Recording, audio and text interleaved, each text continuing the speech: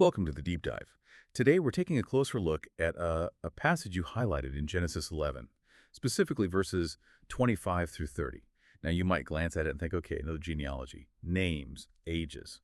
But stick with us because we're going to show you how these few lines, they're actually packed with, well, narrative tension, surprising details, layers of meaning, all setting the stage for something huge. Our mission today is really to dig into these verses, focusing on Terah, Abram, and Sarai.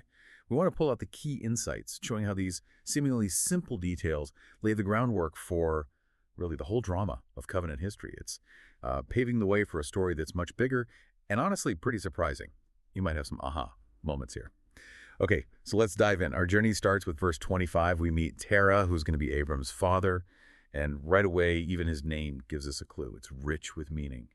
In Hebrew, Terah, well, it likely means to wander, or possibly delay. And there's another layer too, isn't there? Some link it to Akkadian. Yeah, exactly. Some scholars connect it to the Akkadian word for ibex, or maybe wild goat. Yeah, so you get this feeling of, well, wandering, delay, or maybe something rugged, kind of unresolved, like a wild goat. Unresolved. I like that. It feels like his path isn't going to be simple. Right. It subtly hints that maybe things won't go exactly as planned in this lineage. And what's really fascinating is how his life story just perfectly mirrors that name. It's almost uncanny. The text says he leaves Ur of the Chaldeans, right? Sets out for Canaan, which, that's a massive undertaking back then. A huge migration. Major move. Definitely. But then, just like his name suggests, he delays. He doesn't actually reach Canaan. He stops and settles in Haran instead. Never finishes the journey he started. Wow. So the name isn't just a label. It's like narrative foreshadowing, a half journey, a pause. He starts, but doesn't complete it. It's pretty subtle, but really powerful storytelling for that time. That really is powerful. So Terah's unfinished journey, how does that specifically set things up for Abram later? It makes Abram's eventual call from God feel even more significant, doesn't it? Absolutely. It creates this tension. Terah represents maybe a human effort that stalls out, ancestral inertia, perhaps. He started, but faltered.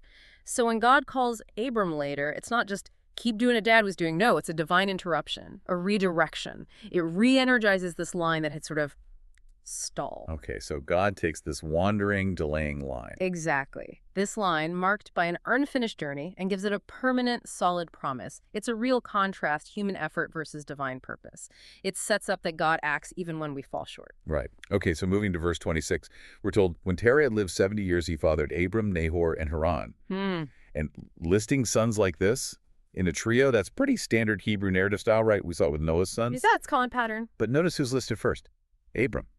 And that's key, isn't it? Right. It's not necessarily about birth order. Not always. No. Often it's about theological importance, who the story is really going to be about. And Abram is clearly the focus here, even before we know why.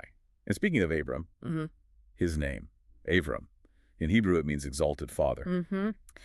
A name with huge significance, almost like a built-in destiny. But if you connect that name to the bigger story, the irony is just fantastic. It's a hook. Right. You've got a man named Exalted Father who, as we find out very soon, is childless for decades. I mean, talk about narrative setup. That creates immediate tension. You, the listener, you're instantly asking, okay, how's this going to work? Yeah, how will he live up to that name? Exactly. The text is deliberately building that suspense. There's this gap between his name and his reality. It's not just information. It's a question mark hanging over everything. And we shouldn't just skip over his brothers. Nahor gets a mention. He actually shares the same name as their grandfather. Right, which is a nice little detail.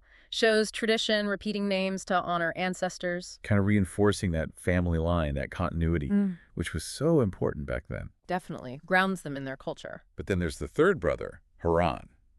And that's where the real, the tragedy comes in verse 28. His name might relate to road or something, but it's his fate that hits hard. It really does. The text is so stark. Haran died in the presence of his father Terah in Ur of the Chaldeans. And that Hebrew phrase, al pene, literally before the face of, it just paints this heartbreaking picture. Oh, wow. It's not just Haran died young, it's that Terah saw him die. His father witnessed it. That's brutal. It is. And it makes you ask, why slow down here? Genealogy is usually just move on, right? He lived, he fathered, he died. Quick facts. Yeah, they're normally pretty functional. But here, the text pauses.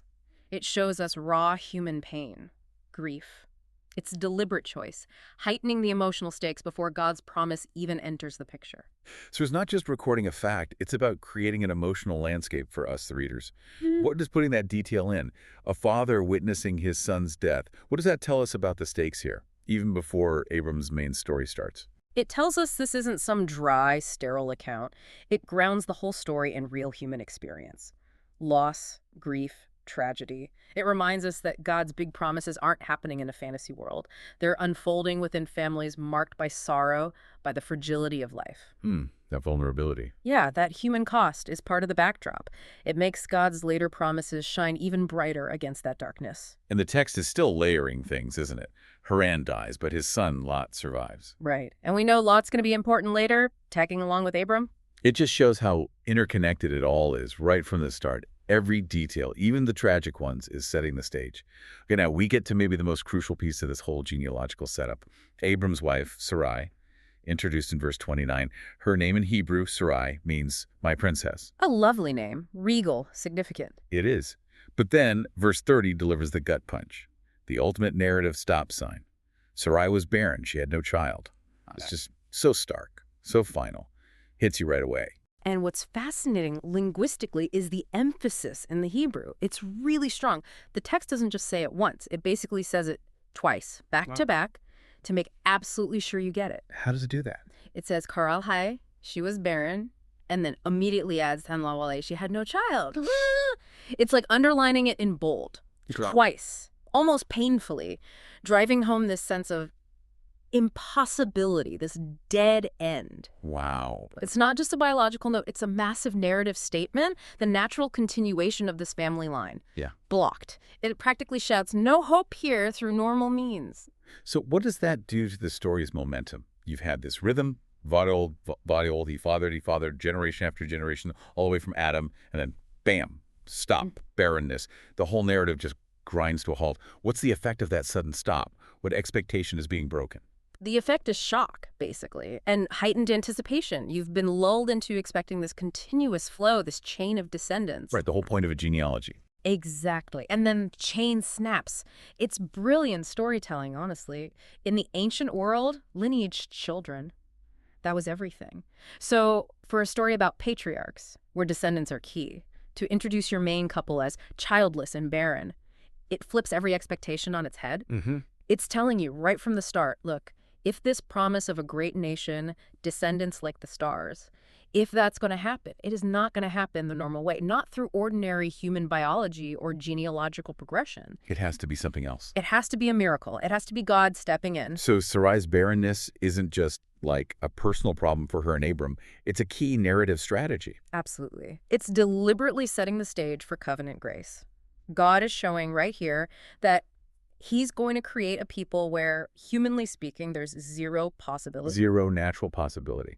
Precisely. Think about the context. You just had Babel, the world scattered, divided. Now you have Terah's line stalled out, marked by grief with Haran's death, and now hitting this wall of infertility with Sarai. It's the perfect setup. The most humanly impossible stage for God to act. So the barrenness is like a blank canvas. Exactly. A canvas waiting for God's intervention.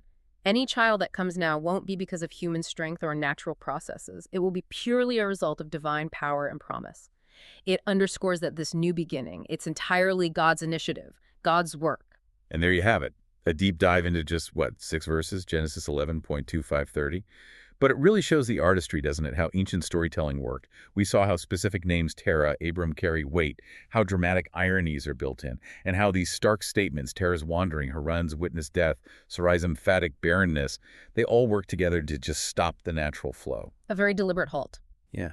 And that pause, it forces you, the reader, the listener, to see that God's story, this main story, isn't going to move forward by human effort alone. It's going to require divine promise, miraculous intervention. It perfectly sets up everything that comes next with Abram and Sarai. So, as you think about this deep dive, maybe consider this final thought.